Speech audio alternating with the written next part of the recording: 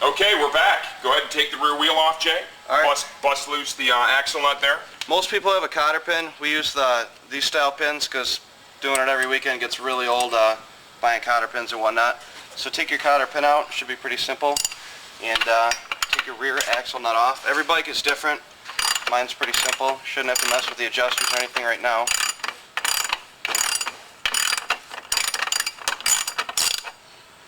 Just knock that down.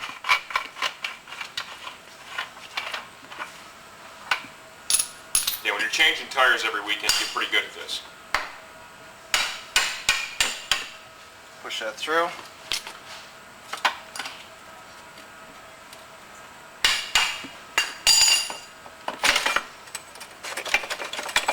And yank that out. Nothing special. Everybody's rear caliper is different. Again, this is pretty simple. And that's about it. Try and keep track of all your spacers. You don't want to lose those. You want to make sure where all the spacers are at so you know how to put it back together. Nothing special. I would say more than try. Keep track of all your spacers. When you're doing a job like this, go into it with your eyes open. If you're not experienced, take your time. Pay attention to the way everything came apart. All right, and if you need to line things out as you've taken them apart so you can remember how they go back together, take the time to do that because it will save you time and aggravation in the end. You can write them down, or even easier, you can take a picture of all this so you know exactly where it's at. I'm going to start cracking these bolts loose. There's 6 of them that hold the sprocket onto the cush drive. Nothing real special here. And you might want to go... they're on there with a little bit of Loctite, so...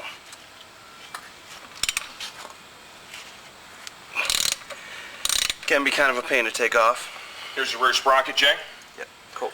All right, Jeff, if you want to just go ahead and give them a look up here, we're ready to just go ahead and remove the chain now, okay? Obviously, this is garbage, okay? We're going to get rid of this. Front sprocket. Now, here is something else that I want to tell you guys. When you're taking this off, you're taking this apart, I want you to pay special attention to what's happening here. Keep everything lined out, okay?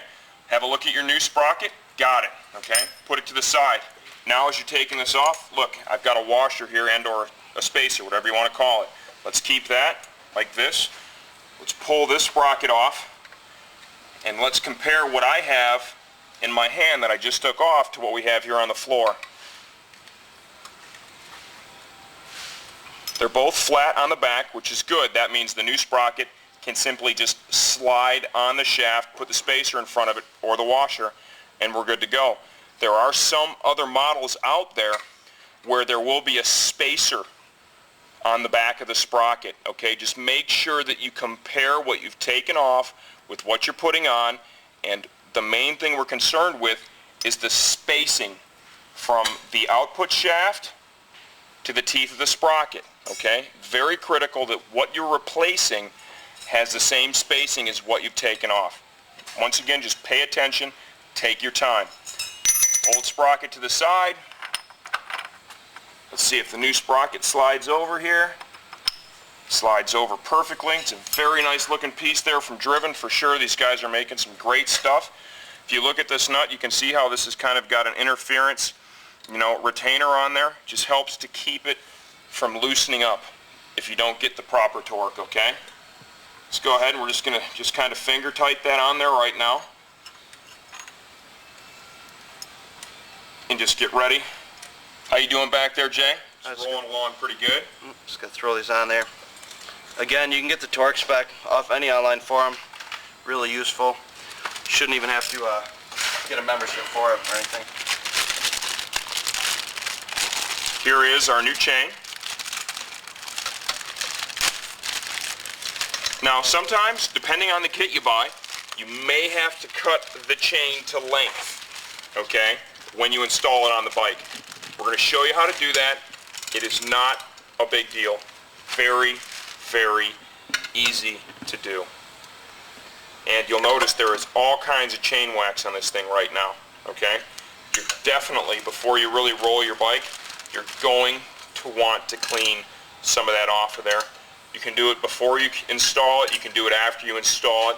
Either way, for purpose of this video, we're just going to go ahead and take care of that. I'll have Jason clean that up before he rides the bike. Here is our rivet style master link right here in the package. Let's go ahead and just kind of open that up. We'll keep this ready to the side. You'll see here, it's got the plate, it's got the link, and it's got the washers, okay? You ready to throw that back on, brother? I am. Jay's going to throw our rear tire back on.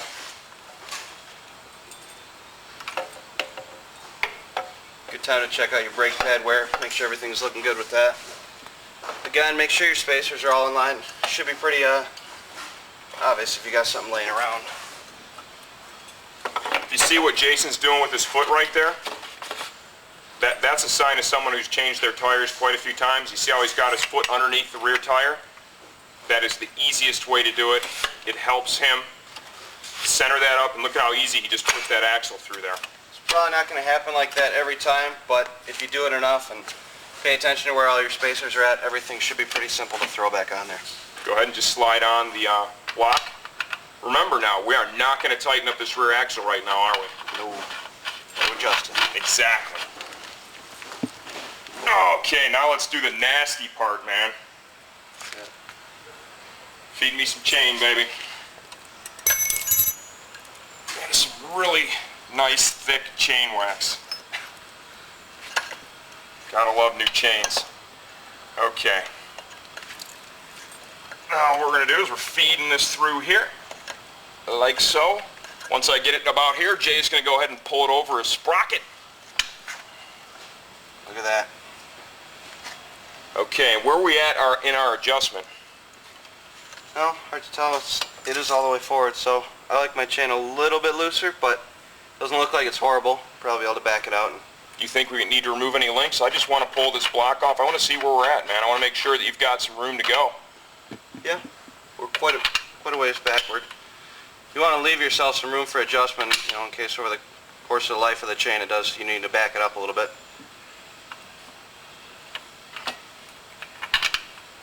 I think we may need to shorten this chain one link. Yeah, we can definitely do that. Let's just go ahead and take the plate. Make sure you got your O-rings already on that link before you throw it on. They should be on there. This is a test fit right now, so I didn't do that. Okay, go ahead and pull that wheel all the way back.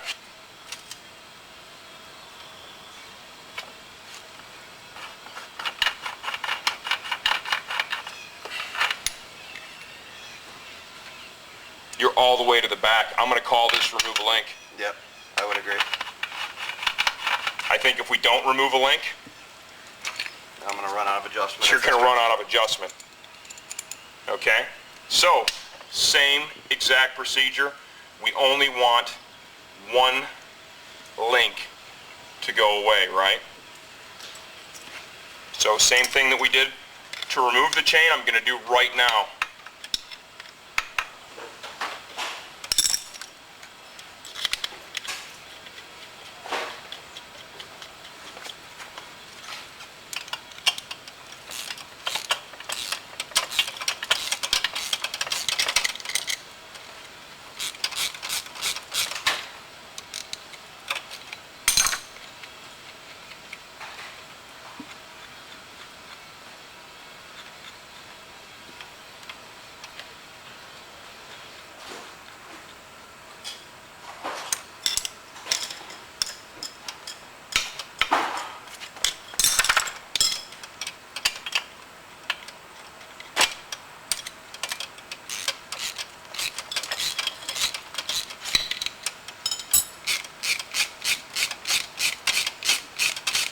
Funny how much easier this goes on a brand new chain. Yeah. Everything is, nice and lubed up, and, your other one was worn, and, certainly, it's starting to get quite a bit more dried out. Yep. And when we get back, we'll show you how to hook up this master link.